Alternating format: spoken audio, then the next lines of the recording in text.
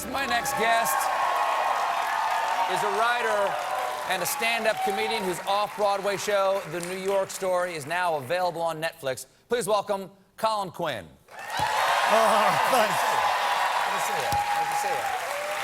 How you been? I'm fine. I had to come out early. I had to be preceded, like, you know. We have to set you like Burt Reynolds ahead of time. What'd you do to your leg? I was playing, I busted my Achilles. I was playing basketball on a Sandler movie, and, you know, after the movie's like, you want to shoot around, play basketball? I was like, nah, you know, and then I started playing. I go, I'm not that old. I'm back. My game is back. Pop. And it was on the set where the movie was where the Godfather horse's head scene was. So I'm at the Godfather mansion. This guy's a billionaire. Sandler, we all know, is a billionaire. I had a double lawsuit. If I wasn't a nice guy, I could have made some big money on that. Wow. It's never too late, man. It's never too late. It's too late to sue, believe me. I checked. Celino and Barnes. I checked. Give them a call. Celino and Barnes, yeah. Call them. Is that the right place? Yeah. Okay. So, listen, you're a very opinionated man. Yes. You're a New Yorker. Yes. What did you think of the victory of our new New York president? Well, I mean, a lot of us, I mean, everybody was shocked, obviously. I think he was shocked. Yes. Oh, yeah. I think that's why they didn't have, like, anything in place for right now, because they were like, what? Did you see him in the White House like this? He was sitting like a bad boy in school, like this, sitting. And, I mean, I thought it was gonna. I thought it was. He's the dog. Folks, believe me. He's the dog that caught. He's the dog that caught the truck. Yeah. And I thought it was gonna be Gary Johnson. We all did, but yeah, obviously. Yeah. You know, when I was a kid, they told me. I mean, they've told you too. What's great about America? Anybody in this country can become president of the United States. They weren't lying. Right. Yeah. But yeah, even if you're just a poor billionaire's son. Yeah. You too. You too. And I'm disappointed in the cabinet picks. I feel like a lot of people are getting shoved aside that were there at the beginning. Scott Baio, I'm talking about, obviously.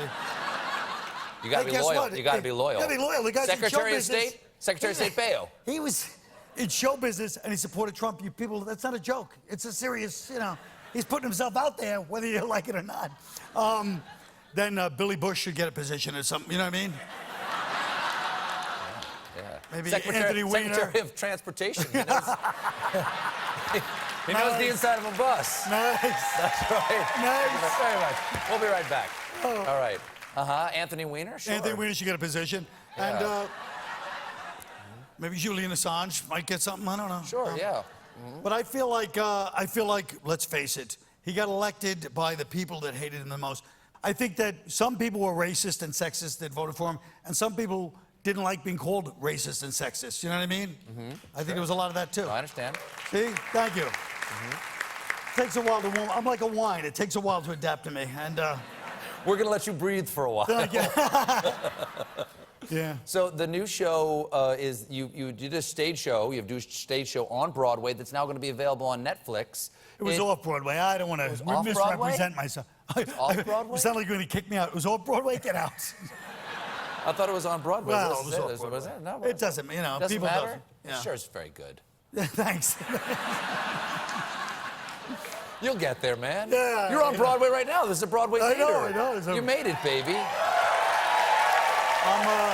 Now, is there any chance, you know, people throw the word racism around very casually. Yes. You talk about some cultural stereotypes in your show. Any chance people might be offended by some of that stuff? No, I mean, I don't think so, because everything I'm talking about is like, I lived it, so yeah, they will be. No, I mean, no.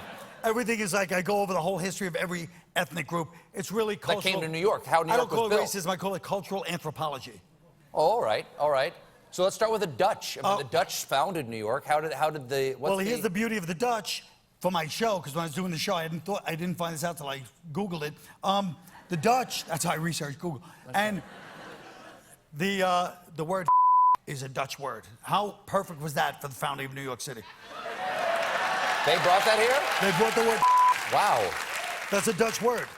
Alsjeblieft. Thank you. Thank you and so then much, I do a whole thing about the abrupt, like the Germans came and how they were like rude, polite. Like, you know, people in New York, other places are, excuse me, where's the museum? Excuse me, where's the subway? People in New York accuse you of information. Where'd you get the ice cream? Like, you owe them. Where'd you get the coffee? And then when you tell them over there, is it good? They have to do a review. So, like, the whole show goes along from, and it just goes from there. I can't do the whole show. I could if you want, but But then they won't pay for it. Yeah, that's right.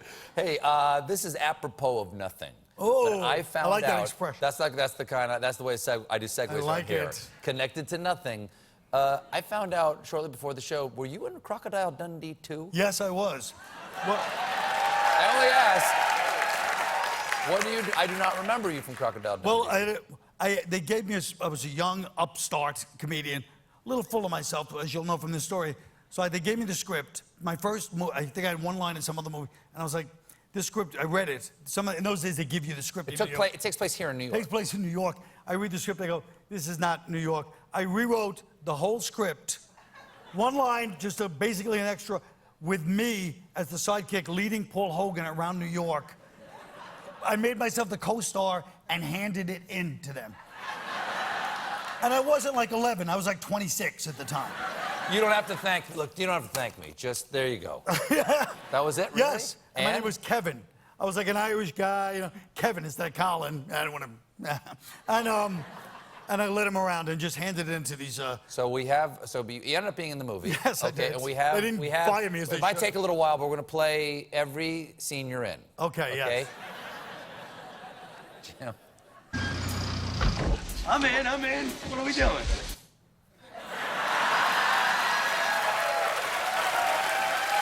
Nicely done. Nicely done. Imagine the mental illness. Oh my God, the huevos on you. Just the audacity. If somebody you. did that, man, get him out of here. He's a psycho. He Good thinks for he's- you. Yeah. Good for you. And I was like, Charles Dutton, who was the co-star, Yeah. probably would have beat me. You know, he was an ex-boxer too. He probably would have beat me senseless. I was basically kicking his part out and putting myself as the co-star. Did you ever fight? No. Did you ever fight? No. Come on, you seem like a street tough. Oh, I mean, I got beatings, but I mean, I thought you meant like professional fighting. No. But did you ever like? Oh, like, sure. I'll show you a picture. I don't know if you can see this. I know this wasn't planned, but if you guys can get this one, this is me. It's me. And what somebody did was they photoshopped. This is my body, but they photoshopped Conor McGregor's tattoo onto it. Look at me. Can we get a shot of that? That's what I call a man's man, ladies. Can we get a shot of that? I want to point something out. You did not know I was going to ask you about fighting. No, I didn't. We did not plan this in No, any we way, did not. and it took you exactly one button to get a photo of you.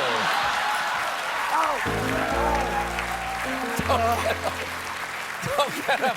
That's on there all the time. That's literally, you were staring at it before you walked on stage. It's my Twitter pic. That was it. my You were Twitter just in an overstuffed chair, just stroking yourself gently. Looking at a photo of yourself before you came out here to take the pain I away swear from to your God, ankle. we didn't play. He's 100% right, folks. Yes. Oh, my well, God. you got to have an ego to be in this business. They Exactly. say. You know. Exactly. That's my Twitter pic too. Yeah.